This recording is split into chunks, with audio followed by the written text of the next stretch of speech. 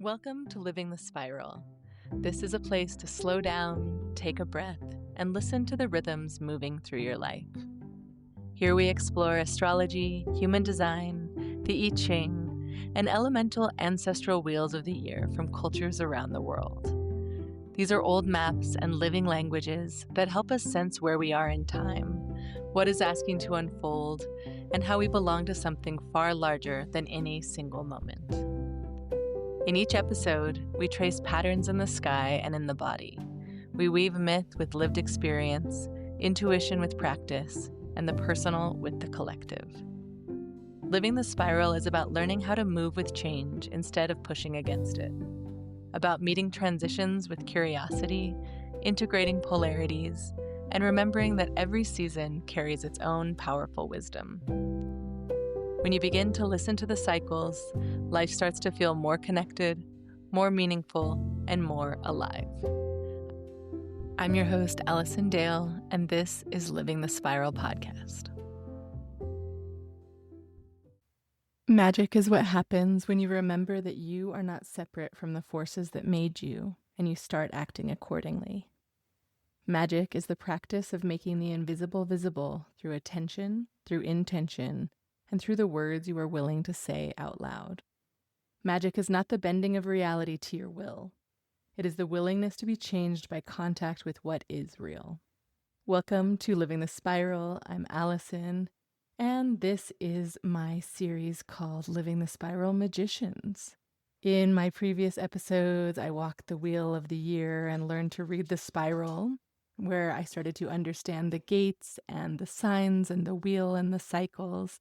And now I'm bringing in a few episodes here with this series that's bringing in people to talk to about what you do with that when you start to actually live the spiral. It's about what it means to work with the living intelligence of a world that's always in motion, always turning. And that is what a magician does in its oldest sense of the word. Someone who knows how to meet what is real and respond to it. Someone who can reach into the unseen and bring something back that changes what is possible here, in your body, in the world, and in your lineage. My guest today is Rachel Simon-Stark, the founder of Widening Circles Collaborative. She works at the intersection of ancestral reclamation, cultural repair, and collective liberation.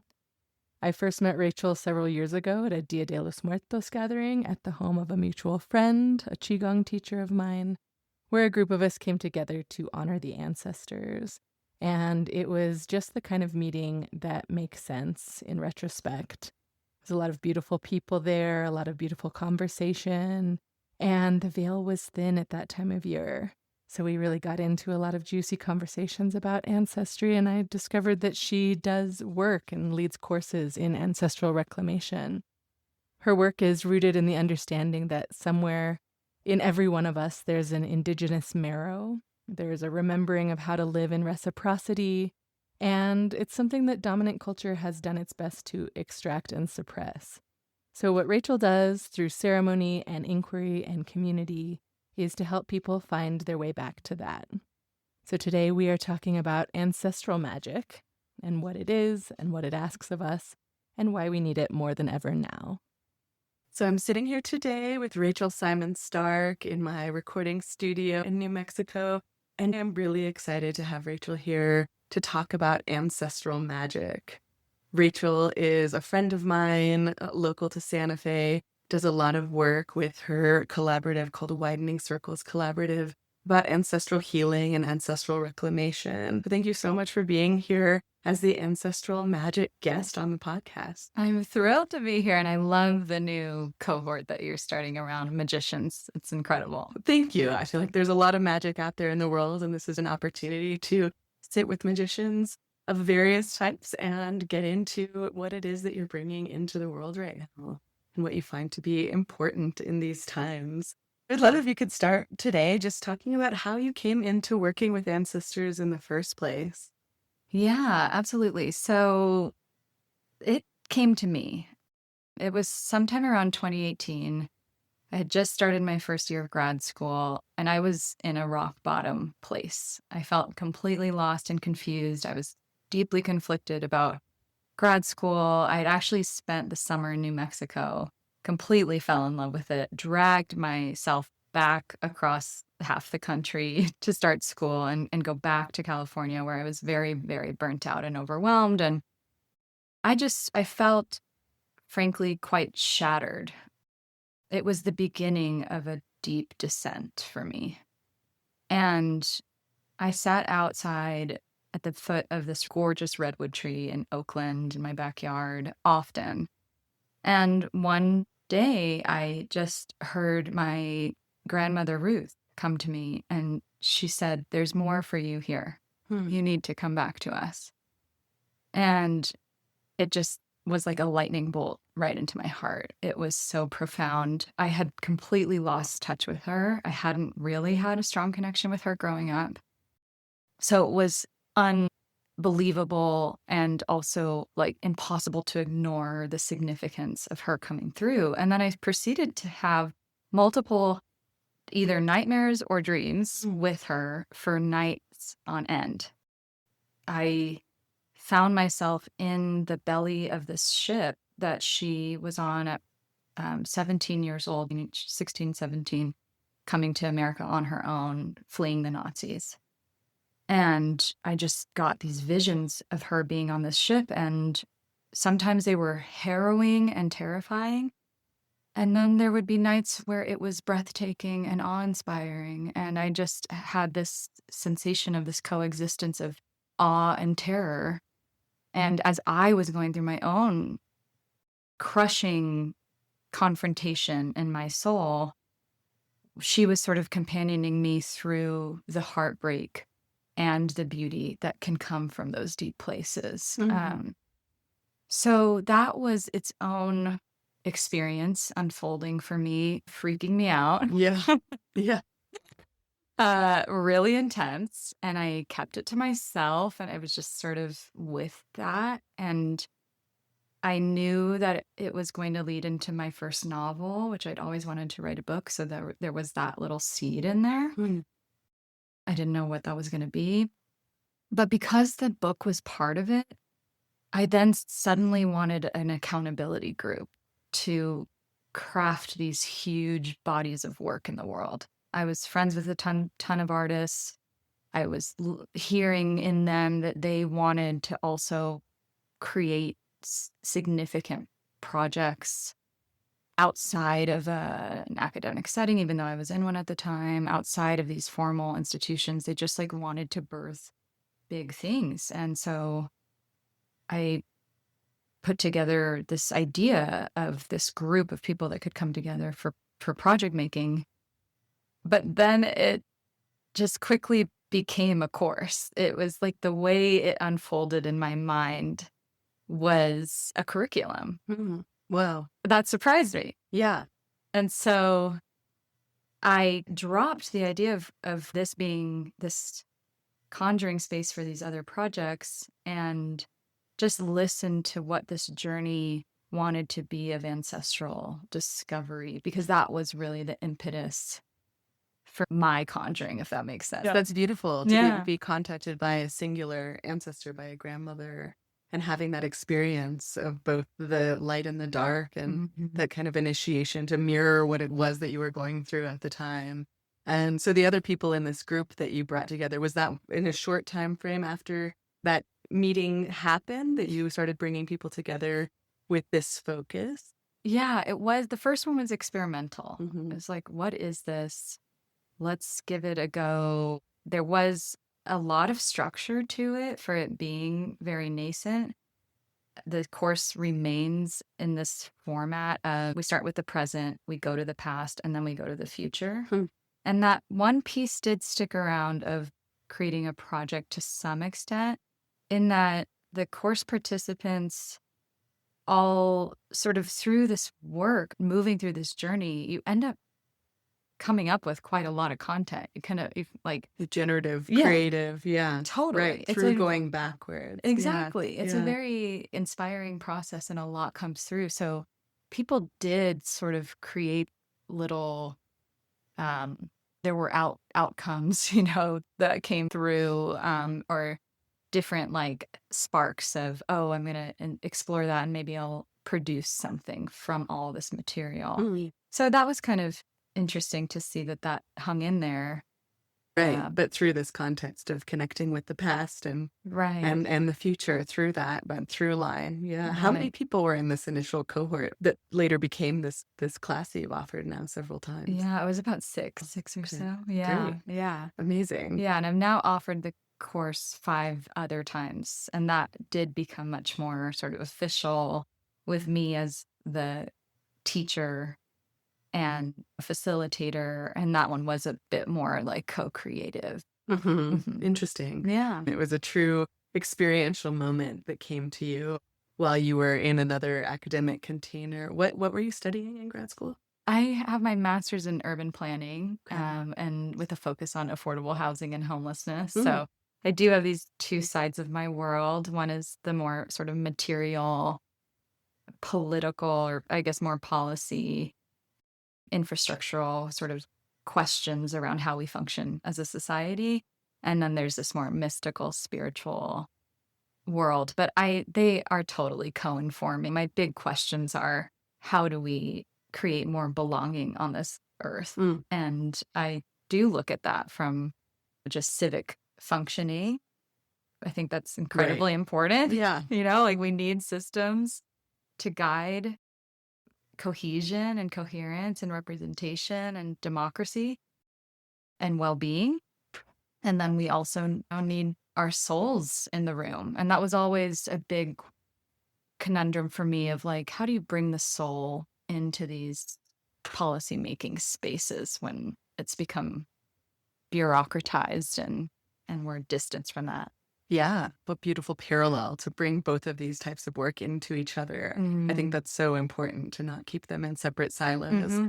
There was a quote on your website that I found Mm. earlier that I really wanted to just mention that says, technologies of belonging, of thriving in diverse communities, are actually cell memories of the before times, not illusory dreams. And Yeah. that I thought was so beautiful. It really spoke to me in this sense that we are all in this moment, in this paradigm shift that we're within, so many of us recognizing this desire for something, a deeper kind of belonging than maybe we've had in multiple generations. And so to think about doing work in urban planning that is about belonging, that is about everyone having space, and then also to do this work that's connecting to those cellular memories really speaks to me. And yeah, I love the work you're doing there. Oh, thank you. Yeah, I mean, I thought a lot about, as someone who's obsessed with how do we organize ourselves into these formations of interactivity in like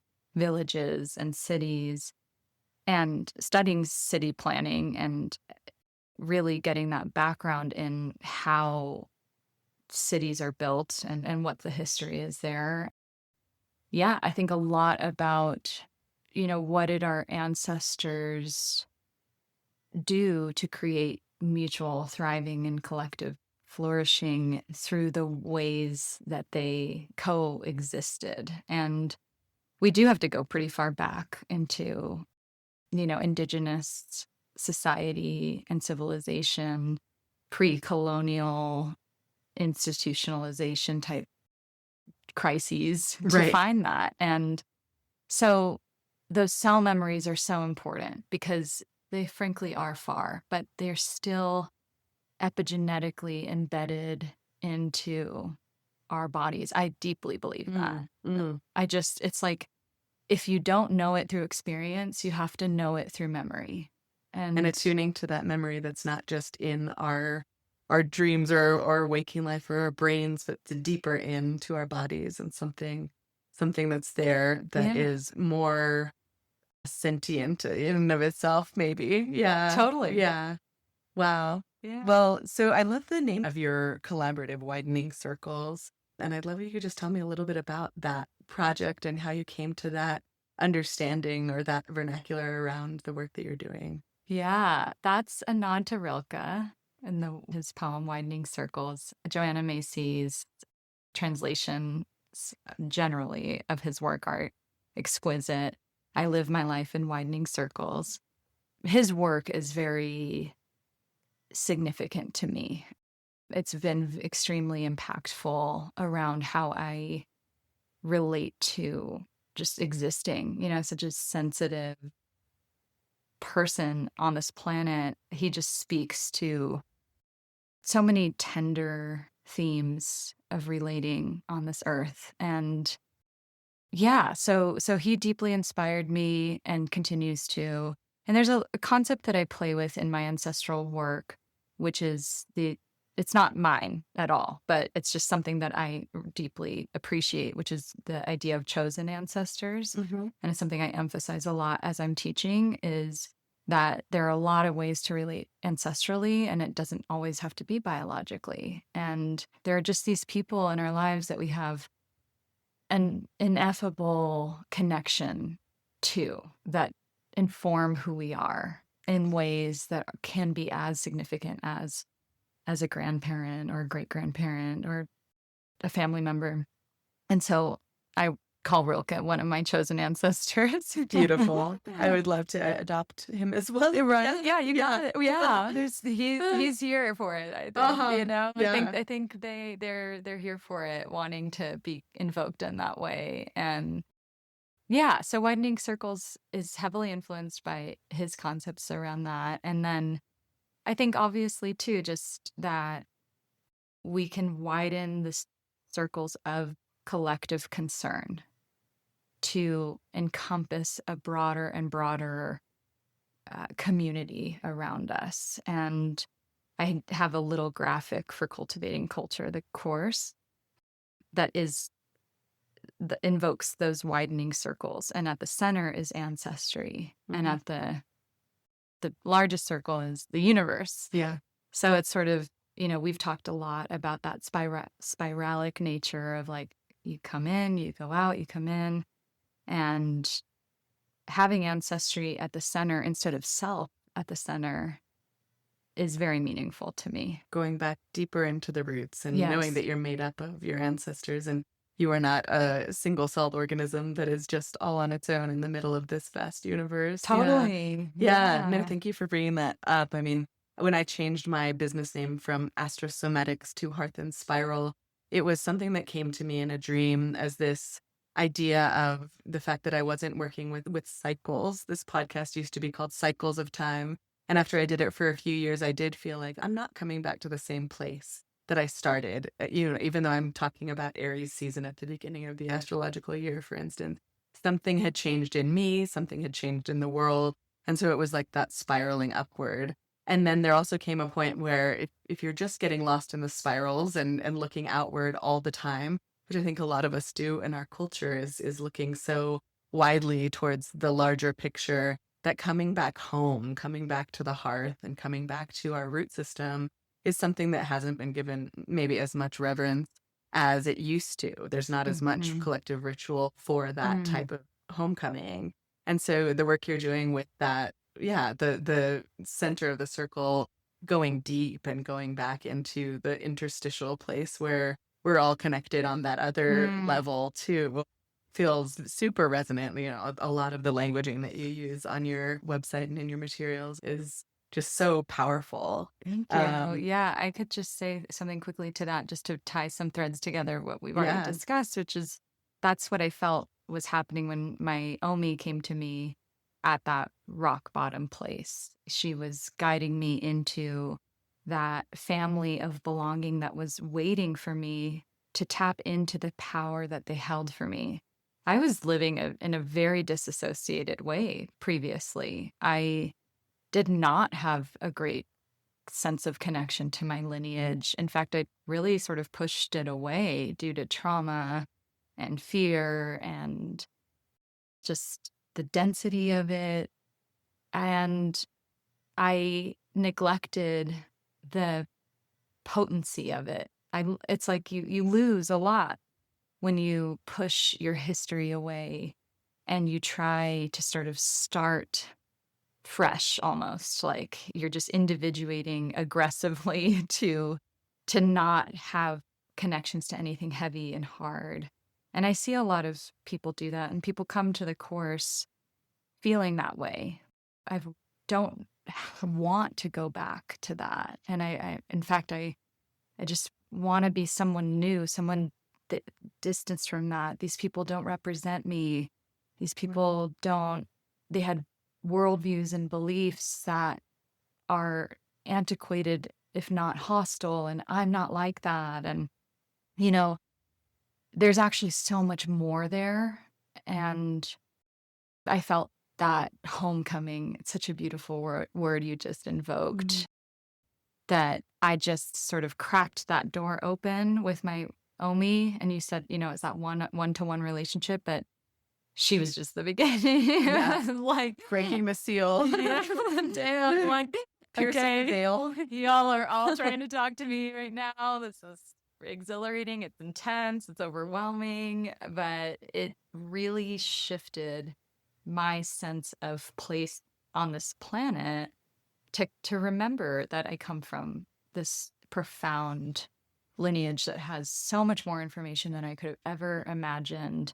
And it's just exhilarating. The more when you start recognizing, like, I'm not going back to the same place. Yeah.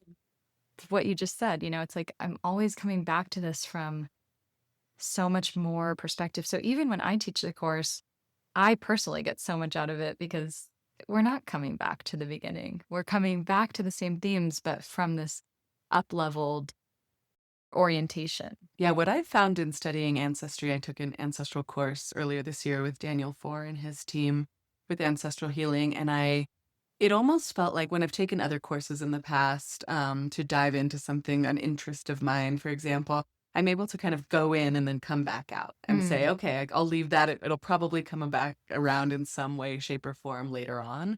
But with ancestry, I realized very soon after opening that, piercing the veil and opening up to the energetics and the conversations and the messages from my own line and from, the whole web of people that have come before me, that I would be forever changed. And I couldn't this wasn't just a topic of interest, which I think it's funny to be like, oh, I'm interested in ancestry right now is a thing that's just like, I'm interested in knitting or something. It sometimes can come about in this way that there is either, a little bit of lightness about it, of kind of like, I could get into that for a minute. Or there's that heaviness that you mentioned about the fear that if I do open that up, I'm afraid that I can't just put it back. And there is something to that. There's something about the way that it does weave into your current reality. And so having a container to do that within, I do think has started to become more commonplace. And I'd love to hear about your container specifically. You said a little bit about the past, going to the past, or the present to the past, to the future. But what else, what is it like to dive into this world within your container? Yeah, well, some of it has to remain a little secret. Of course. So part of it is a journey of emergence and surprise. I think being surprised is really important for learning. So I won't divulge too much, but it is a 9-week container. So we spend 3 weeks in the present, then 3 weeks in the past, 3 weeks in the future. And so the idea behind that is that, how we need to sort of orient ourselves to where we are now in this moment and sort of develop these relationships with the world around us. Like, there are ancestral connections to be nurtured just in our own ecosystem. A huge part of the way I relate to all of this is earth-based connection. Yeah. There are more than human ancestors as well, right? Not just these individuals, these human beings, but we have so many types of ancestors. So we kind of drop into the present time. We open up and activate those present day connections of where you are now, what's around you, and create that sort of anchor point, because it is intense to provoke these questions, as you probably felt doing your coursework. And so we want to really ground ourselves and feel like we are held. And we also need to meet each other in a deep way. It's a very vulnerable space, a very intimate one. So we start there. And then we go to the past and we really start to kind of pull those threads in a very curated, sort of specific way. And I only say that because it's very supported and guided. Mhm. And so it's like curated to give you very tangible, specific tools. So it's not airy fairy. It's not like this amorphous, ambiguous thing. It's actually like some of the ideas that have come through this course really mesmerized me. I credit my ancestors for giving me some really profound tools to help people open up to ancestry. And I don't want to say too much about that because it's like it's a very specific part of the pedagogy, actually, for cultivating culture. So we utilize those tools. From there, it's extremely fluid. You know, you can take this wherever you want to go, but because the tools are as strong as they are, you feel more free to do that. So people go so many different directions. It's really exciting to see all the places people will go in their explorations. And so you're just kind of like harvesting, you're deepening, you're dropping in, you're just like in this, it feels very like that soil reclamation metaphor, you know, you're really fertilizing that space with your attention. And then you go into the future component, and that's where we're sort of integrating this, our current selves, these past, you know, lineage connections and relationships and insights. And then there's this question of, okay, what does this mean for the world? A big core, as you can hear from the way I work in the world, it's like if it's not benefiting others, then what's the point, right? Service is a huge component of how I orient. Tikkun olam is like the core principle of Judaism, healing the world. So if not for that service and that healing that can ripple out, then why? Almost. Right. So we definitely emphasize in that future space, what does this world look like in this place of well-being and belonging and connection and integration that we've nurtured in ourselves because we've developed these connections to our own personal lineages that connect us to the whole. Yeah. Those widening circles, and recognizing that nothing is separate and that we can have our personal relationships with our lineage, but that it is a conversation with the collective too. So one of the I have all these little sort of sayings or mantras sprinkled throughout the course. And one of them is, here and now we can practice the world of our future. That this is like a place-based that we can start embodying and experiencing in this current moment. You know, people talk about this in the manifestation space. It's like, it's not about wishing or wanting or projecting something in the future. It's about feeling as though it is right now. Yes. And so we practice the world we dream into being right now. The sandbox. Yeah. Right. Yeah. And we Yeah. do that with our ancestors and our future ancestors. And we think of ourselves as future ancestors. Yes. And I think that's a huge invitation to just say right now. I mean, if you just pause and say to yourself right now, I am a future ancestor, I feel like it just shifts my orientation immediately to a place of agency. Absolutely. Yeah, that's such a potent phrase. I remember the first time I heard about that, and just considering myself an ancestor, it seems like we all should be born into that, to have that as part of this is part of the deal. You know, you have ancestors, you're also going to be one. But I think sometimes, yeah, it can hit kind of like a bolt of lightning, of just like reorienting, like you said, everything within your cellular structure about how to live and how to be of service. And maybe it could feel like a little bit of pressure, but it's a good pressure. To me, it's the pressure that feels like it has those like wizened wrinkles on the face and this kind of like warm grandmotherly nature of, you know, it's not saying you have to be a certain way, but just know that people will look upon you from the future and look at what it is that you have done and how you've cultivated your part of the culture. Yeah. Exactly. So I love that. the name. I mean, cultivating culture, I think, is so fascinating.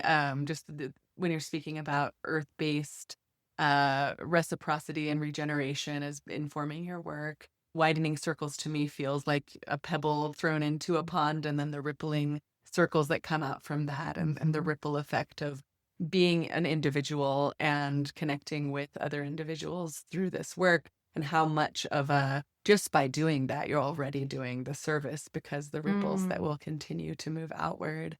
But a lot of your work does include cultivation, the widening circles, the idea of a river being the source of ancestry. That's something that you've spoken to before, and I'd love if you could talk a little bit to that again, kind of how you see ancestry as a river. Yeah. So the river metaphor will bring in some other topics, but I think my entry point into this, at least right now, is going to take us to a different direction, and I'll come back to it, which is this idea for me that was seeded by a profound mentor of mine, John Powell, who's the director and founder of the Othering and Belonging Institute at UC Berkeley.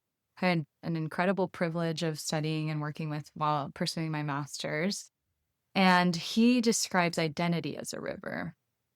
Identity is metamorphic and dynamic and fluid.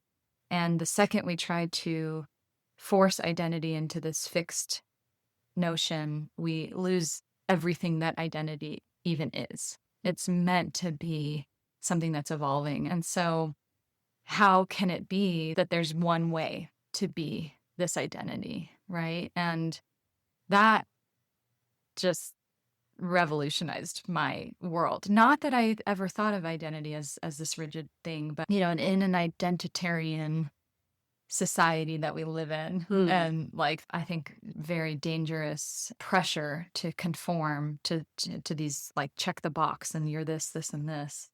It was incredibly inspiring for me. And so the way that to me connects to ancestry is that I think if who we are is the river, then it creates this really organic potentiality for being with our ancestry in this evolving, ever-flowing way. And the watershed of who we are has all of these sort of tendrils and springs and streams that are kind of like influencing us and informing us and shaping us. And if all of those are ever changing, then it just becomes this really expansive possibility.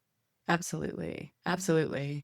Yeah, the notion of fixed identity versus fluidic river. I mean, just even being able to visualize that and sit with a river. I think all of us can close our eyes and imagine a river coming through and knowing that it never is touching the same place twice. It always has new entities and elements coming into it. That does feel like a beautiful way to approach connecting with any kind of relationality that we have with ourselves or with others in our family or otherwise, is recognizing that it's not that they're all going to stay their own separate tributaries, but they will do, I mean, they do coalesce into a certain body that is an identity. Like you can look at the Rio Grande and say that is a river. It has an identity, but it's not stagnant. It's not staying in the same place. So yeah, I really love that. Yeah. I think it's just important to stay permeable, literally to influences, and to allow ourselves to be multi-hyphenate, multi-dimensional beings that we are, and to release some of that grip, which is an interesting dilemma in ancestry, because on one hand, you're dropping into your heritage and developing a reverence for that through healing and through, being informed and inspired and by where you come from, which I think that's our birthright, and I think a lot of people are like I said at the beginning, like afraid or disturbed by who they came from. But the point of ancestral healing and reclamation is to realize there's a lot more there. But that can kind of create a territorialism or a tribalism, right? To just sort of grip onto this and want to defend it. When you love something, you want to defend it and protect it. So there is that paradox a bit in all of this, that is there, I think, just to be informative of like, oh, there's that way to be about it. We can, in the past and still to this day, there's that conditioned response that comes from probably a very primal place in ourselves to, yeah, to just feel like, okay, well, I have something that I need to, yeah, guard against others and feel separate from. But I do think that the deeper heart of this work is that to keep the rivers and the watershed metaphor going, it's something that I envision as ultimate healing in this work, is that we can recognize that there is this collective wellspring from which all of us can draw. And I can feed that with the beauty of my Jewish lineage and all of the technologies and insights and wisdoms that come from my heritage. And I can pour that into this well, and others can draw from that and be inspired by that. And someone else is pouring in their Irish intelligence, and someone else is pouring in their Moroccan heritage or their Indian heritage or their Ecuadorian heritage. And there's so much information for all of us to benefit from. So we can be in a place of diversity that requires that difference, but that diversity can be really nourishing in its highest form. The meeting place, the wellspring. Yes, Yeah. yes. Yeah. I mean, I think that 2020 being, a time of a major awareness raising about race and diversity of Black Lives Matter movement, and, the issues that were coming up in 2020 in a really big way when all of us were in our lockdown in our homes. For me, that was a year where it was inescapable, and which was so powerful to be in lockdown and being confronted from one place or another about my ancestry, about the responsibility that I had to reckon with that. And it came from this place of, of understanding difference and understanding different people's experience in a much deeper and greater way. And it wasn't about, I need you to understand what it is like to be me, but it's like, I need you to understand what it actually is to be you. And that was something that it felt confronting at first. I had a lot of friends who were doing ancestral work at that time.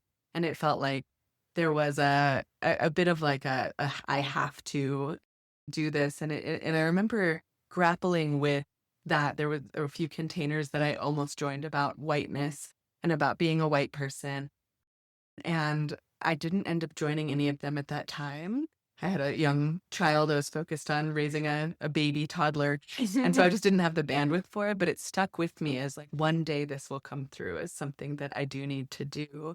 But I'm glad that I gave it some time to simmer before I really dove into the work, because I realized it wasn't an assignment that I was being given, but it was a privilege to be able to associate myself as somebody more complex than a white person, for example. There's something more than the labels that we've been given, which is that static identity, right? That is a fixed identity that has been ascribed to certain people for whatever reason, or people have, glommed onto for whatever reason, of needing to adopt that over time. But for me, the opportunity to open up into your own diversity as an individual, as the non-static person, you're in a singular body, but you're made up of so many different lines and different roots and different webs, that it really does feel like just a beautiful privilege and a beautiful opportunity to do this work. But I do recognize the fear of that, of saying, well, if I go back 2 generations, what am I going to find? If I go back 4 generations, what might I find? And I'm not going to be able to see the full picture of it. I only can see the documents and the census records, perhaps. And so I then have to make something out of that make sense, right? And so I'm curious for you how you've dealt with, in working with so many people over the years, if there's been anything really challenging that's come up as far as the resistance to wanting to go there. Yeah, there have been so many challenges. I think it's just the nature of the work, right? And so we have to embrace that and build our capacity to be with the challenge. And I think that is healing behavior. I think that's literally, for me, my personal definition of healing is growing your capacity to be with, fill in the blank. So yes, many, I think everyone comes in with baggage. Our ancestors surviving colonialism, oppression, patriarchy, racism, slavery, wars, genocides. You can go on and on and on. Of course, there's going to be a tremendous amount of pain in that. And we exist in this dominant culture of a binary arrangement where there's an oppressor and an oppressed, and there's the savior and the victim. And so our ancestors have played out those roles. And I think we're in a moment where we're trying to compost those relationships, but they're extremely active in the past. And yeah, people have come in. I had one person whose grandparent was a Nazi, and I'm obviously Jewish, and there are other Jewish people in the class and in that cohort. And she was very concerned about how she would meet that in this space and where it would take her psychologically, emotionally, spiritually. But it's just one of those things where I think we have no choice if we really want to move through these crises that we're in now that are repetitions of the past. And if we're really in the mission of liberation, and if we're really trying to feel just even better in our day to day, right? Our ancestors are living and breathing inside us at all times and influencing and informing how we feel. And so it asks us to show up for that. And the course, as I spoke to in very ambiguous ways, has a lot of resourcing around that. And we do make quite a bit of time for processing, co-processing. And I make myself available for one-on-ones throughout the course so that we have time to explore and process things together with more spaciousness. But it's a fascinating, opportunity, I think, to meet these dense places that are asking for more than a slogan on the internet, that are asking for more than a meme that says this is how you should feel about a certain thing, or here are 5 steps to deal with this problem, or here's my one Substack article on resolving this deep issue.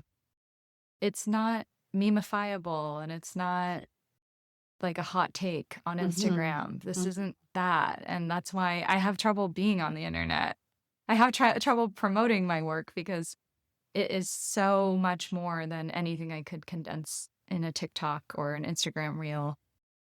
But yeah, it's crucial. And I guess I'll say this too.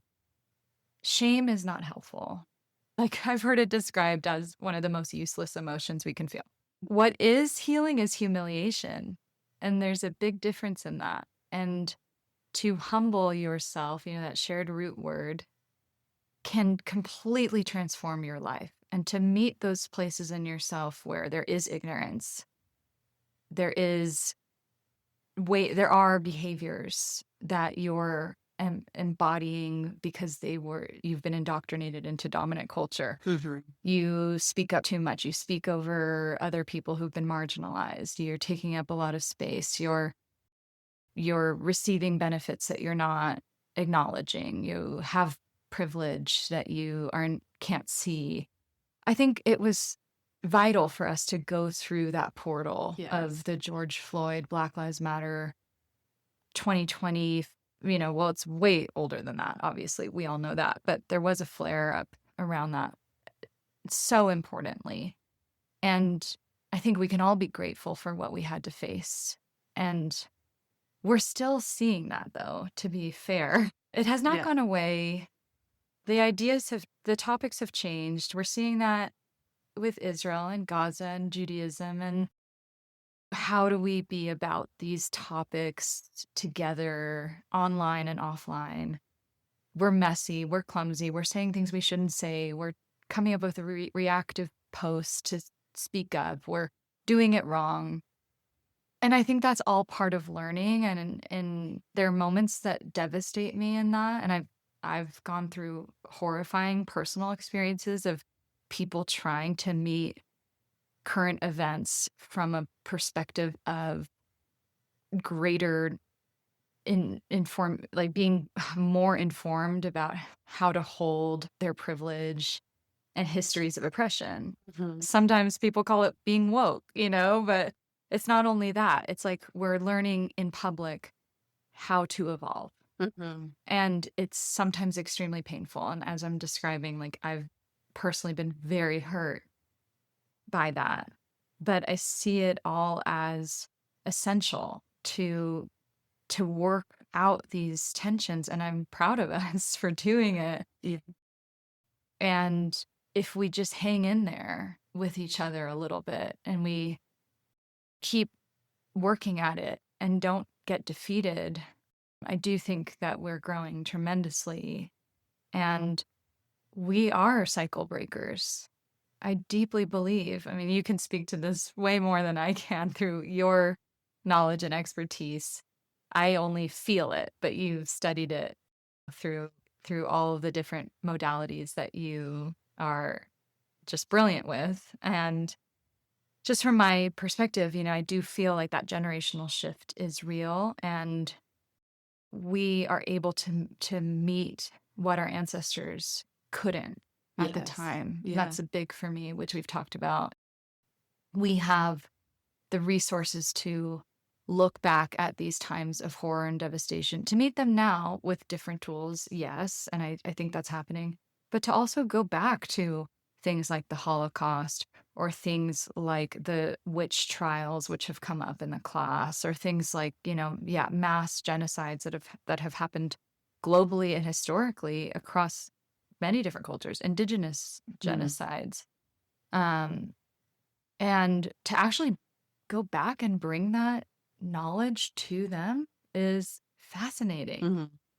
Mhm. So that's, and I think that it's a forward, backward conversation. I think our ancestors are peeking in at us, being like, dang, you got like that therapist, you've got that healer, you've got that astrologer on speed dial, you've got, your craniosacral massage treatments. Like, look at this abundance of resource that y'all have to transform yourselves. A generation ago, Wasn't even possible. calling to a therapist Yeah. was horrifically stigmatized. Right. So I think our ancestors are peeking through our eyes at our lives and saying, this isn't what you didn't do this. You weren't there, but we were. We're moving through your cells, and we can see that you can bring us some really cool stuff. Mhm. Mhm. Yes. I love this Does that make notion that sense? it's not just one direction. It's not Yeah. unidirectional.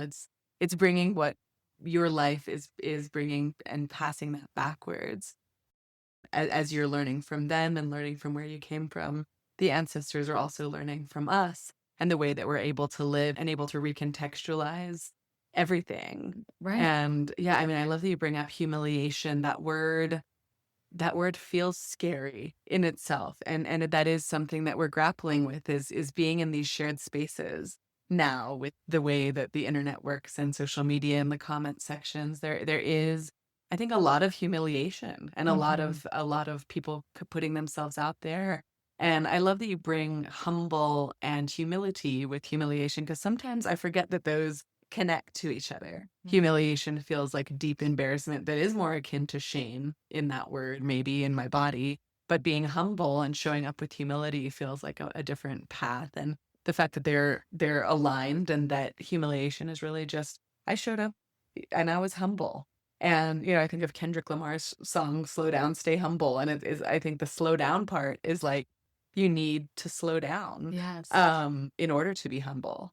There's to really experience humiliation that doesn't instantly convert into shame, to actually stay with that place of, I'm new to this. This is new. The way that we're interrelating with each other on this planet is quite new. And I think about all of the words that we've used in America, at least to describe our culture, which is democratic, globalized melting pot. You could think, I think of those high aspirational types of things that I was taught in school. That's what America is, right?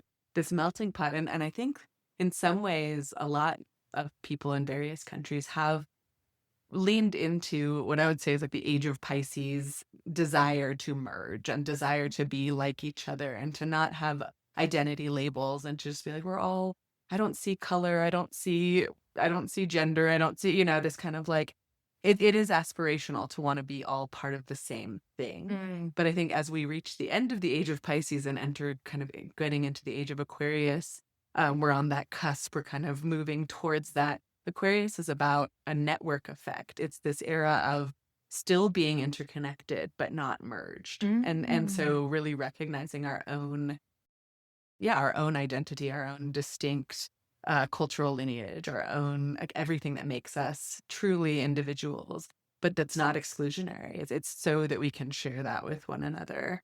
And I do see that happening on a global level, but that you're going to run into some snafus when we've been putting the blinders on and just saying, like, we're already beyond that. Why are we having this conversation now? We're a melting pot, And so it's like, wait a second, we have to unmelt a little bit, maybe, and just like get back into thinking about how, every mixture does have singular elements that makes up the greater whole kind of thing. This Gestalt type theory here, I love that. Yeah.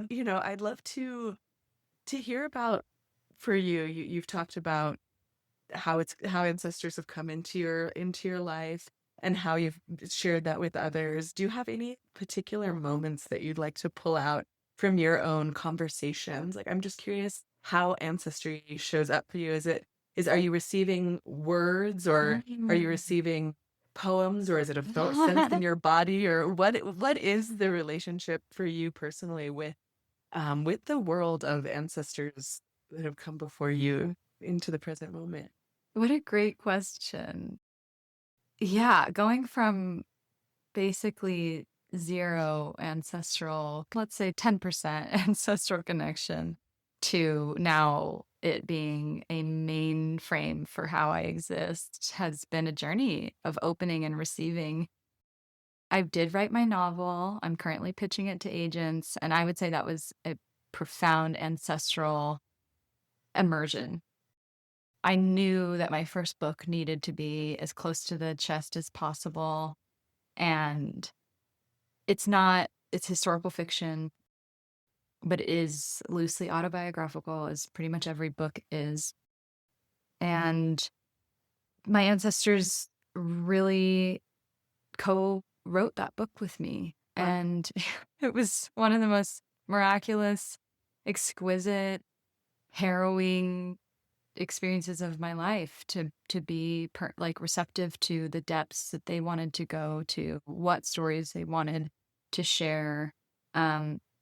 I think being a writer and being an artist does help with the ancestral work, because we all know that we're just the vessels and the channels for what comes through. So those two work beautifully together, because I do think you need to kind of get out of the way a little bit from your own projections or your own limitations and let yourself be surprised, which I spoke about earlier is just one of my favorite emotions, because to be surprised is just such a refreshing reinvigoration of like the sensuality of living. And so I think, my ancestors surprise me all the time. There are so many ways that I feel their presence and commune with them. And it's very organic. I used to sit in front of an altar, let's say, or I used to really, and I still deeply believe in that. And that's part of something we do in the course. But I think you kind of need less. This is my personal experience. It's just like a little bit less stuff to get to some of these places. And it can just sort of be like, I'm driving in the car. And this actually just happened to me. I was driving to El Paso, and I've had some anxiety on the road at times, like just being alone in the middle of the desert, and there's just these vast stretches where there's nothing. And that used to really feel adventurous to me. And then I've had, my own struggles with anxiety and panic attacks and things like that have largely resolved, but there's still residue. And I was driving to El Paso a few days ago, and I just felt my grandfather come through, who I had connected with last summer through a medicine journey. Mm. And that's another huge opportunity to meet our ancestors, is with some support from the plants. Love it. And I had met him with those allies for the first time. Actually, he came through, which is interesting, right? Because here I am talking about how connected I feel to my ancestors and how much I'm in conversation with them, but there are some very intimate people, like proximally, like my literal grandfather, that I could not reach. He died when my dad was 20. I never met him. My access to him was through photos and through these really touching tapes that he recorded on the road throughout Texas. He was a traveling microscope salesman. Wow. And he recorded these tapes for his kids while he was out on the road. He would send back to connect with him. Wow. It was like an audio diary. Oh, wow. Really just so tender. And I listened to them as a kid. And so last summer, he came to me kind of in this car and asked me to jump in this sort of altered state of reality that I was in. And we just drove around the desert together, and it was just so sweet. And then almost a year later, here I am kind of feeling that jittery anxiety coming up. And I felt him in my passenger seat. Oh. And he's Wow. like, "You got this. Wow. We Letting got you this." drive. Yeah. Surrendering to you as the driver. We want to just like, yeah, like metaphor. I in that like last summer, that sort of journey, I was a little girl. So it's kind of like my child connecting with him. This beautiful sort of pivot of me being in my adult embodied self, taking possession of my experience, but feeling this elder come through and just kind of companion me in a time of stress. I've started to think of them really as allies, in that way, the way that a lot of cultures and traditions work with allies, like plant medicine or different. The more than human ancestors. Yeah, right? exactly. All of it, right? Yeah, it's like Yeah. they are allies for us too, and they can guide us through difficulty, and they can show up. I mean, I think women who or anyone that's giving birth can sometimes connect deeply in that space of feeling their ancestors come in the journey of labor, right? Yeah. I don't know if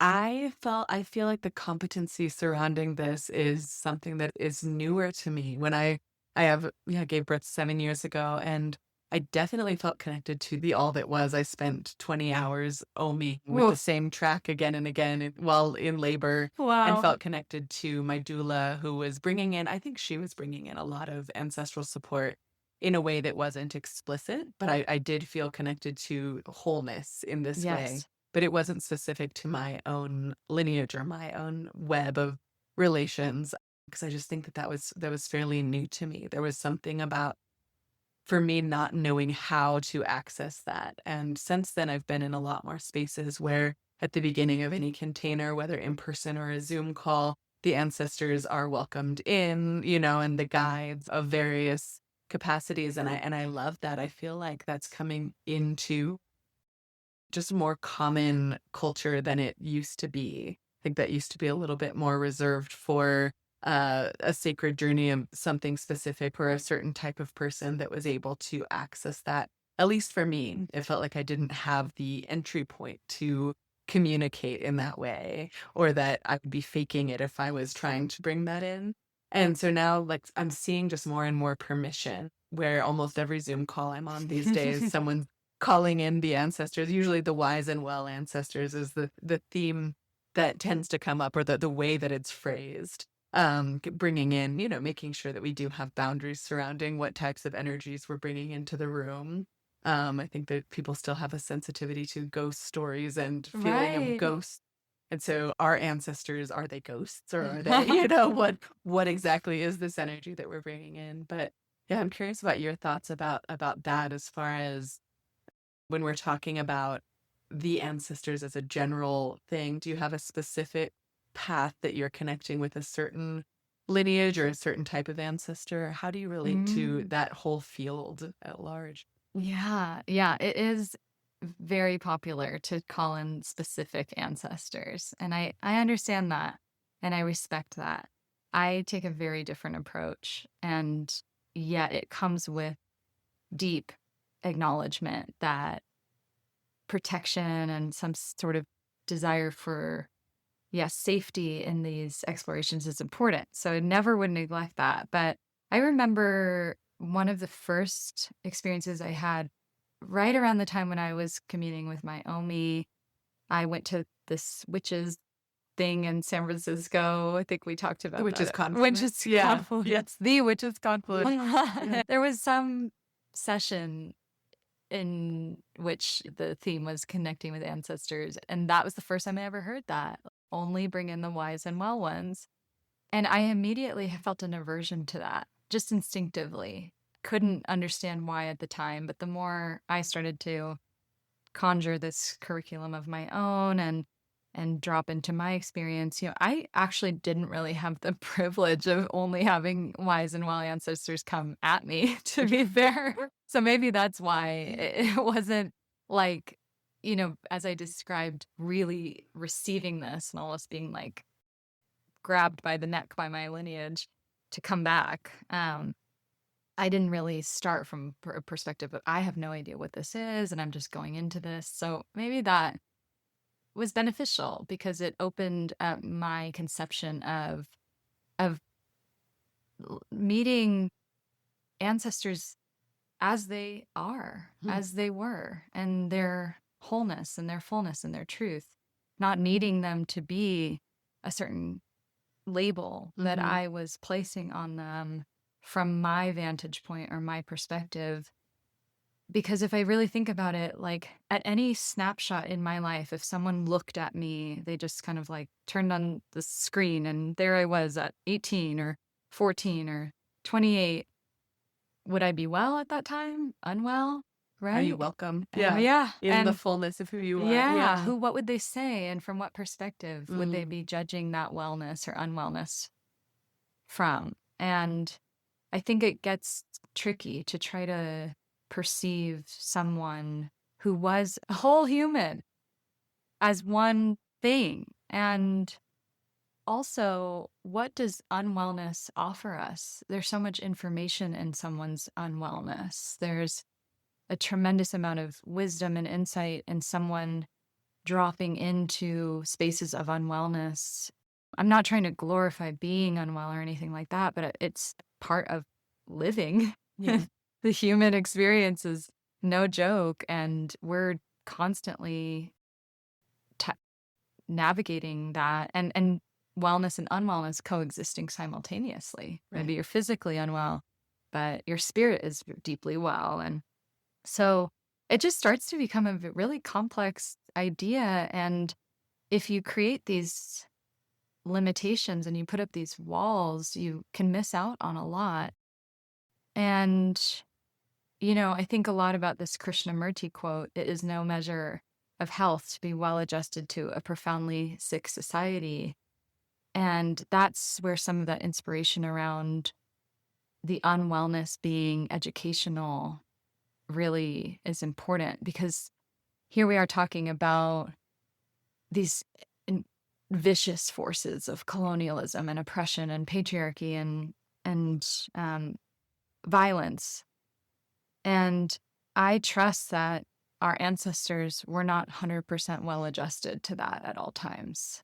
Some were, I'm sure, of course, but I can't imagine most were. And so when we're taking on this fear of, oh my God, what am I going to go look at when I go back there? You might find that your ancestor was deeply unwell in the condition of their reality, And they weren't happy, they weren't happy about it either. And you can commune with them like you could your friend in present time who's not happy about our current society. And it can be deeply healing.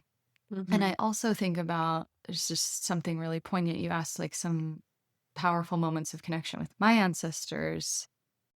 My great grandfather was one of the first victims of the Holocaust. And the reason for that was that he was actually in a psychiatric hospital at the time. So that was the first wave of victims of the Holocaust, was actually were people that were psychiatric patients, not Jews. He, of course, was Jewish, but that wasn't the factor at that time. And I think about him and the brilliance that he was, and I've connected with him a lot. He's a character in the book, so he really came through to share who he was prior to the psychosis and after. And I think about the protective mechanism of being dissociated from what was happening to him and how he was adjusting to the context of the moment. Yeah. Right. Yeah. And he wasn't well in that sick society. And he had to completely divorce himself from that and go to other places of his own consciousness that others didn't understand, right? And labeled as sick, but perhaps it was lucky that he was labeled that way because it was going to happen inevitably to him. And that was his way of coping. And would I want to leave him out of my circle, my widening circles of, concern? And would I want to shut him out of that conversation by deeming him unwell? Of course not, right? So I do think it's important to have grounding and anchoring as you're going into these deeply painful spaces. And I get why that impulse, potentially in like larger venues, right? Like, oh, I'm teaching a session to 300 people. Like, I can't really have someone break down right now, or I can't have a course participant drop off the edge because I have to keep teaching this class. Sure. I get that, but I'm not like that. I'm not suggesting that someone be pushed beyond their edges by any means. But I feel really confident in the container that we have in cultivating culture to meet those difficult spaces. And I do check on people and make sure they have support, that they have people in their life that they can turn to if big things come up, that they know I'm there for them. And we don't merge and we don't get into codependency. And I don't claim to be a therapist or someone beyond my skill level, but I don't think it's as daunting as it can be projected to be at times. And usually there's medicine in every step in the direction of meeting these heavy spaces that ends up becoming really redemptive. This isn't a deep medicine journey space, where someone's going to get completely blasted out. You're, awake and aware and on, your feet are on the ground and you're not being altered by something. And I think that's the other thing. Sorry, I have a lot to say on this topic, but your ancestors can't change your perception of reality. It's not like being invaded. They are here and they're speaking to us, but they're not like taking over your consciousness or something. Like, those types of like haunted or spaces that people I think go to of like, if I open the door, they're just going to be here all the time. And I would caution against even perceiving it that way. I would think of it more like it's like any relationship. And it's like having your mom on the couch, right? And you need to navigate that as healthfully as possible based on the context of that dynamic. So boundaries are important in ancestral work. And they're important in living relational work. Absolutely. Like, it's all relational, let's say that. So if you have the tools and you're building the tools, or you're open to having those tools, it's going to support you in every dimension of relationship. So I think it's all beneficial.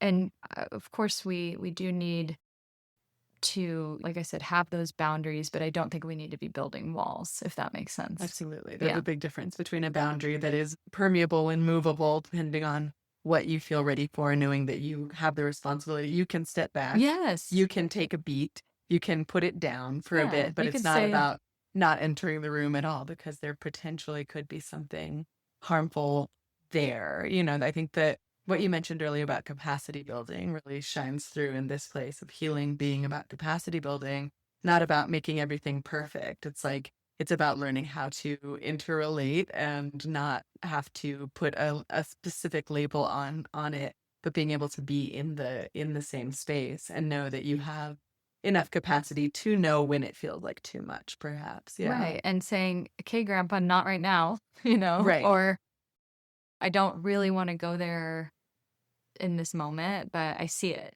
And maybe next year I'll look at that, or maybe I'll journal about that, or maybe I'll just like be with that in a certain kind of way that feels more supportive. But yeah, I think it's all applicable to how we are relating, no matter what the context. So I want to caution people and also support people around not feeling like this is so foreign or so abstract. It's relationship.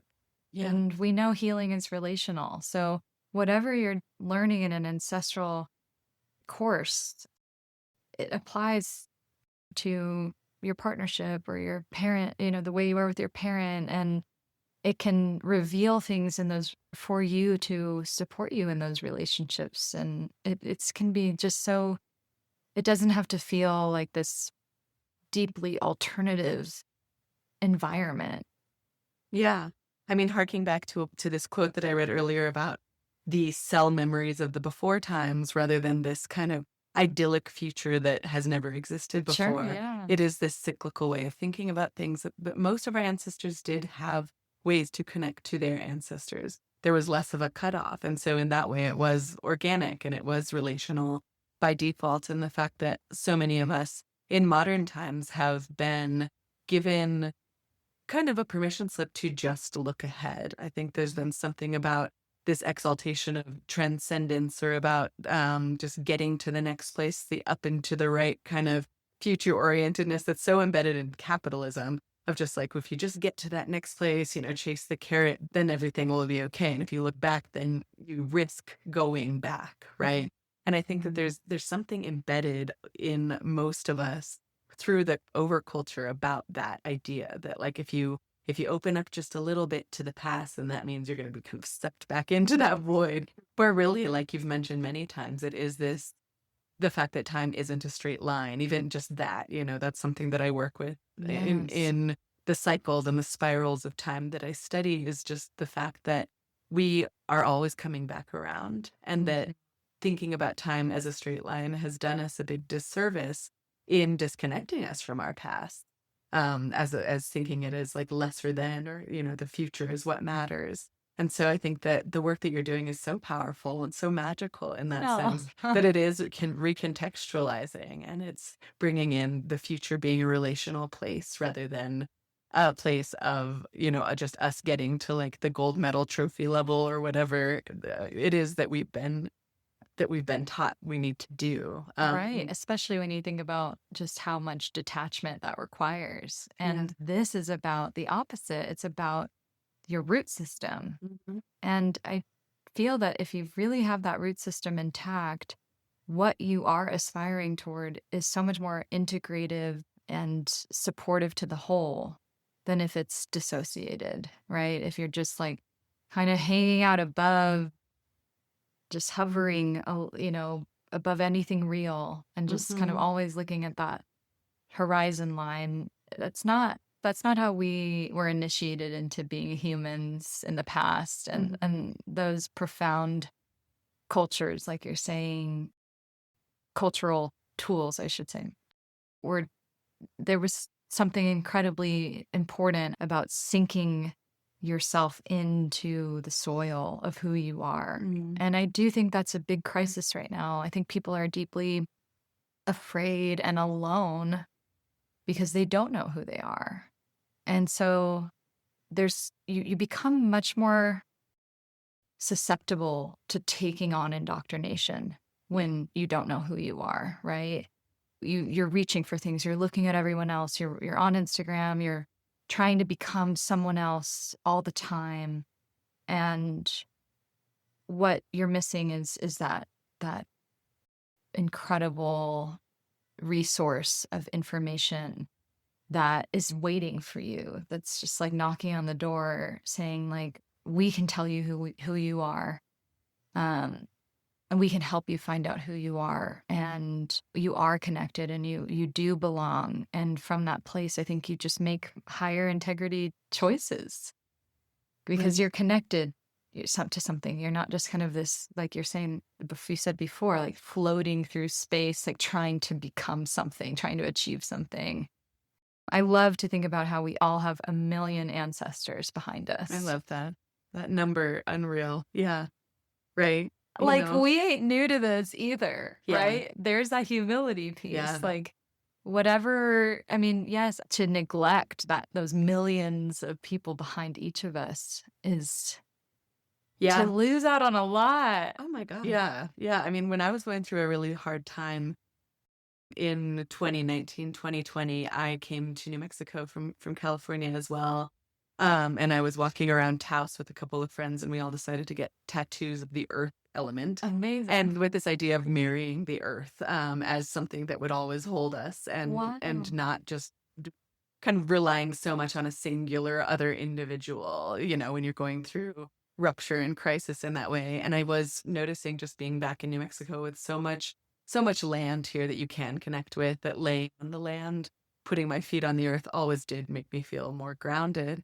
But lately, what's really come through with that is that, like, within the land are all of those thousands and millions of ancestors, literally, because we are made of this earth. We are carbon-based life forms. We do go back to the earth, whatever it is that happens to our spirits after death.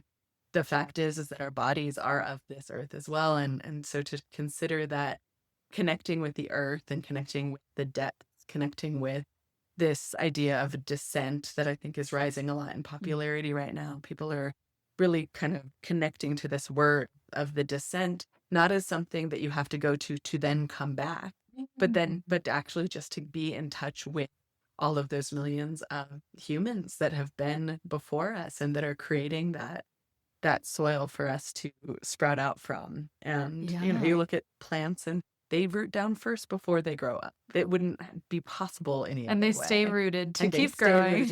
And the deeper the roots, the higher they can grow. And that is so much something we can learn from in our own lives, but that our ancestors are that root system. And it's not a straight line going down. It's many different branches. Right. It's that river system. Yeah. Yeah. And like you mentioned earlier, that cellular memory, that somatic awareness, where I think sometimes we can go into ancestral work and be very cerebral about it and say, like, oh, well, the only one I knew was that grandpa who, like, I know is kind of an asshole, or like that grandma who was a little bit mean. And it's like you said, contextualizing it, like, well, maybe there was a reason, a cultural, temporal norm for why they were mean, like so-called mean. They might have just been overworked and, exhausted, for example, right? Yeah. But just kind of pinpointing. Surviving the patrarchy. Right. Yeah. There's plenty of reasons why the old photos that we look at, they don't look like this glowing, radiant, like goddess, perhaps. Sometimes I want to connect back with a stereotype of like what I think a wise and well and connected ancestor would look like, who's just like a flowing, beautiful goddess. But I'm like, totally. Well, they look kind of sad. And first of all, photography didn't do justice. The cameras didn't work to capture the smiles. You had to be serious. And so sometimes I think our mental associations with our ancestors can have a bit of judgment to them that isn't considering that full picture. So the fact that you're bringing in the context of each and every individual and what it was that they were living through in a larger way, and I think that opens up a bit of compassion to be able to then relate. And it doesn't mean they have to be by your side all the time, but to just open your heart with a little compassion to what every single one of these people that came before was actually experiencing and what they have to teach you through that. And what, Right. again, what you have to teach them. And what you're saying about that, like, gorgeous goddess ancestor, you know, that you wish was your great grandmother hovering down and, you know, sprinkling fairy dust on your life. Or not even that, or just this really exalted, you know, just empowered, embodied being, this force, right? It's like, yeah, I agree.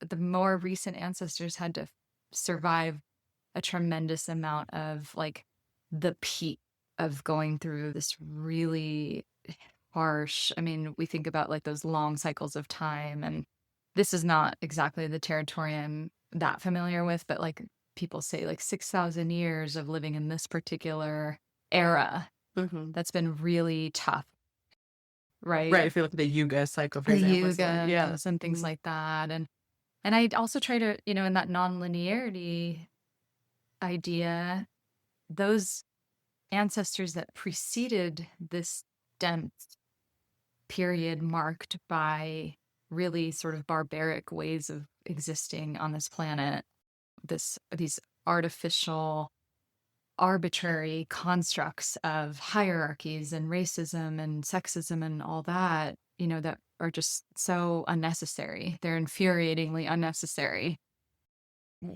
Those ancestors that preceded that can be with us in this present moment. And if you start to loosen up your relationship to like that more traditional way of, I'm going to go to ancestry.com and I'm going to go print out my family tree. And okay, this person was born in 1856 and died in 1889 and lived in El Paso, Texas and did this. It's like, it can get very brainy, and I think that's valid, but I try to and I invite that and welcome that into the course, because I think those details, of course, are informative. And some people's brains work that way, and it's just that's the way they open the door. But it's like, okay, let's open the door a little further. Let's open that side door over there, that little, you know, door in the floor that drops you into the rabbit hole. Like, there's just so much. I listened to a podcast recently, and a rabbi was speaking about, you know, the ancient mothers of Judaism, and it was about the story about Rachel. And he said, it's totally took my breath away that he said this, but he was like, it felt like disconnected from everything else he was offering up. But he just kind of randomly in the middle of this sort of offering was like, by the way, I want to invite you to think of Rachel as your grandmother. She's right here with you. She's not some woman that lived 5,000 years ago that's like this mythical, you know, archetypal, allegorical figure. She's like your grandma, and she's right here, and she can be alongside you. And in Judaism, we do look at those matriarchs as those mythical sort of figures that you're talking about.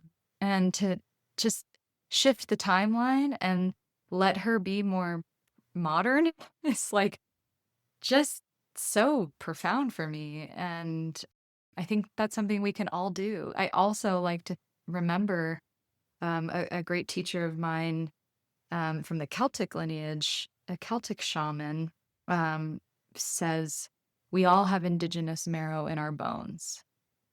And that sort of speaks to that ancestry as a way to compost white supremacy and deal with colonialism that you were speaking to before. I wanted to say something about that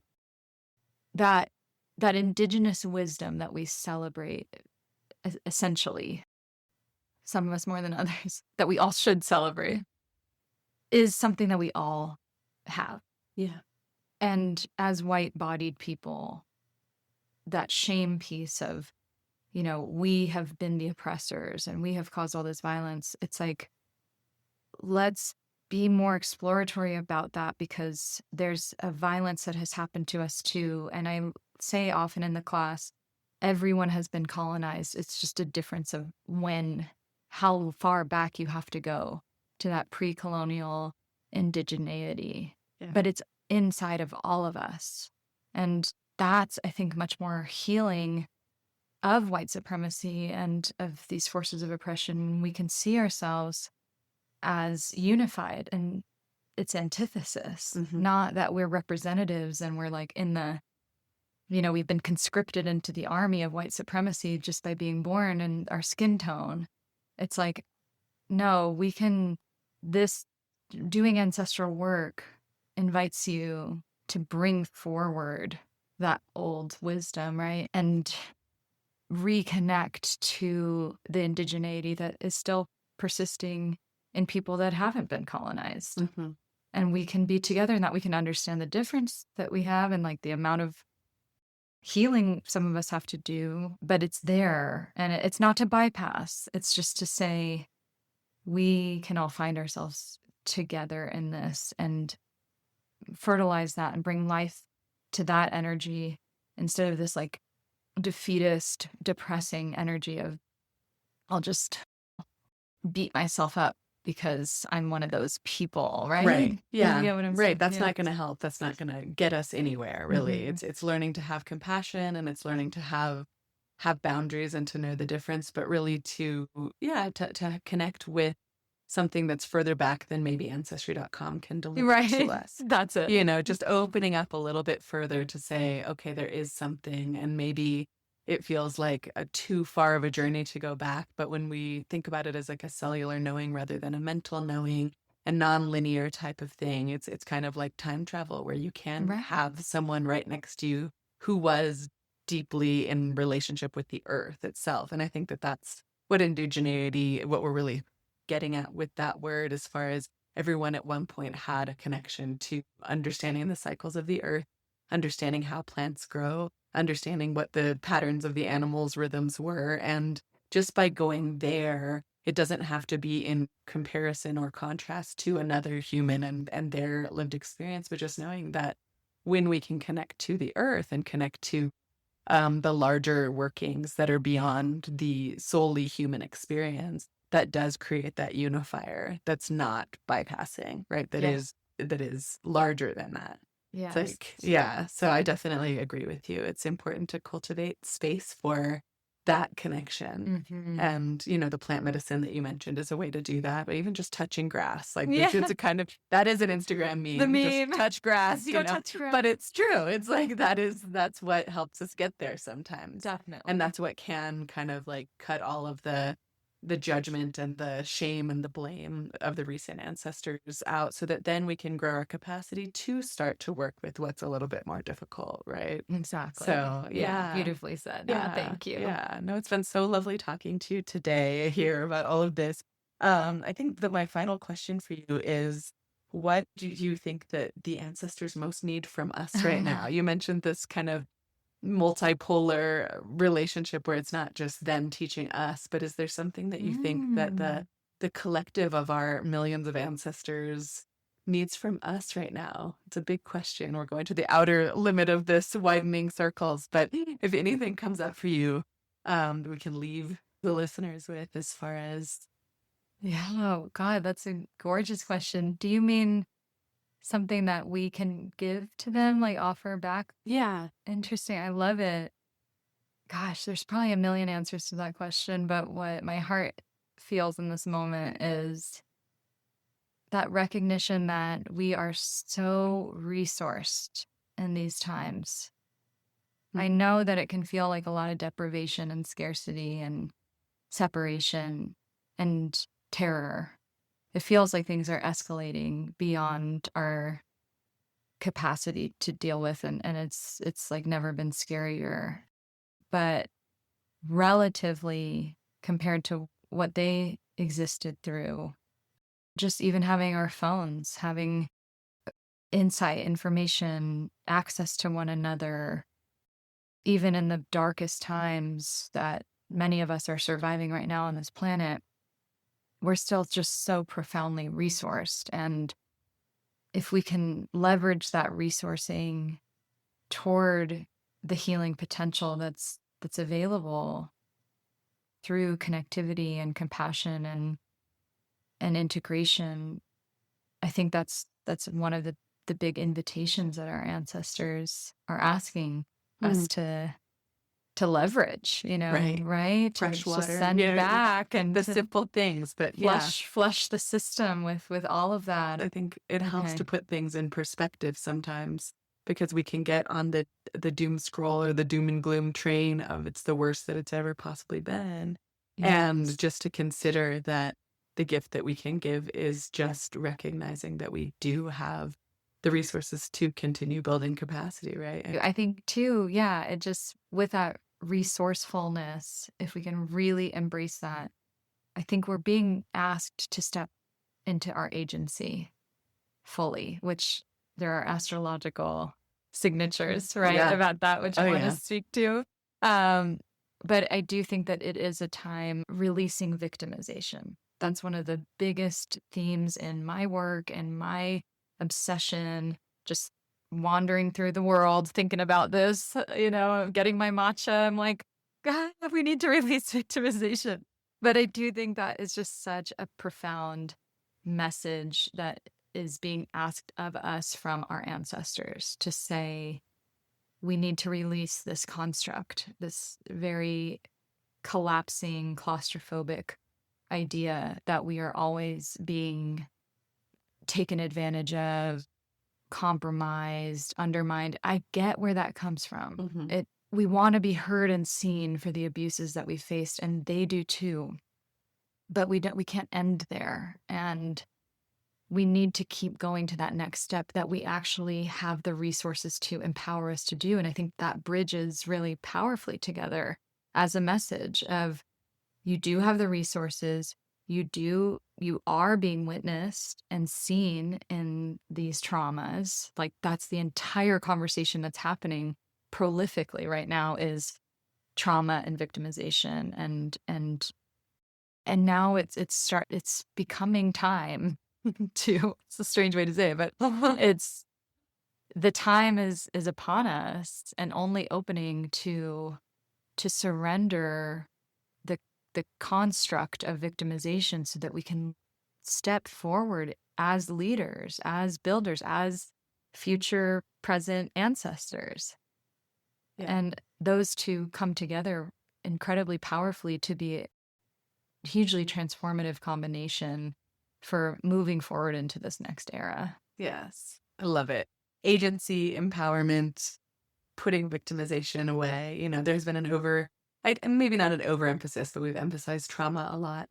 And now once you come to terms and you reckon with that and you witness that in and of itself, then what happens next? There has to be something that happens next. Exactly. And so, yeah, this is the work that we're doing in so many of these different magical realms is re-enchanting ourselves with the wonder of what it is to be alive and the resources that we do have when we start to look at life that way. And I do Yes. agree that the ancestors would want that from you. Yes. Yeah. We need to lead the next phase of human evolution on this planet. And that comes with sovereignty and collective liberation coming together equally. Right. And both of those have to be part of the conversation. And if we continue to play out this role that there's this dominant force that's governing our reality, as real as that is and feels, it's never going to change. It is intractable. But that invitation to start actually living as though, dreaming that future world into being, it has to happen. I mean, there's no other way for things to change until we start taking full responsibility for the way our reality is manifesting. Mm-hmm. Mm-hmm. And it's fun. It can be fun. It can be Yes. a beautiful blossoming that Yes. we can do with each other in relationship. And It's sexy. Yeah. It's creative. Yeah. It's sensual. It's all these amazing right. things Yeah. yeah, it's joyful. I love Well, thank that. you for so much for doing your part and Oh. bringing this to the table. You did mention that you might be offering this course again. And so, yeah, tell us a little bit about how we can find out more about you and how to engage with your work. Yeah, thank you. It probably would be early Okay. October, so that we can get into that really juicy Samhain portal. Great. Yeah, Day of the Dead, all of those types of moments that converge at that powerful time. You Mhm. you'll speak better to that than I ever could, but yeah, so maybe in the show notes we can provide some links to my website. The course description is there. I have a Substack. I'm on Instagram, which is my name, Rachel Simon Stark, and everything is linked through Instagram. So yeah, Beautiful. yeah, Yeah, find more will be Rachel. coming online about it. As I acknowledged, promotion is not my favorite thing, but we all do it. And yeah, so you can find out information through those channels. Beautiful. And I'll post all of that in the show notes. And just wanted to thank you again. It's been such a pleasure. It's always so nice to talk to you and to go deep into the root system, the collective root system, and blossom into the future. So thanks so much for being here. It was such an honor and a pleasure. I just adore you. And I'm so grateful to be walking this path together and with someone I just deeply admire and respect in your work too. And here we are working our magic. And yeah, thank you so much. This has just been such a delight.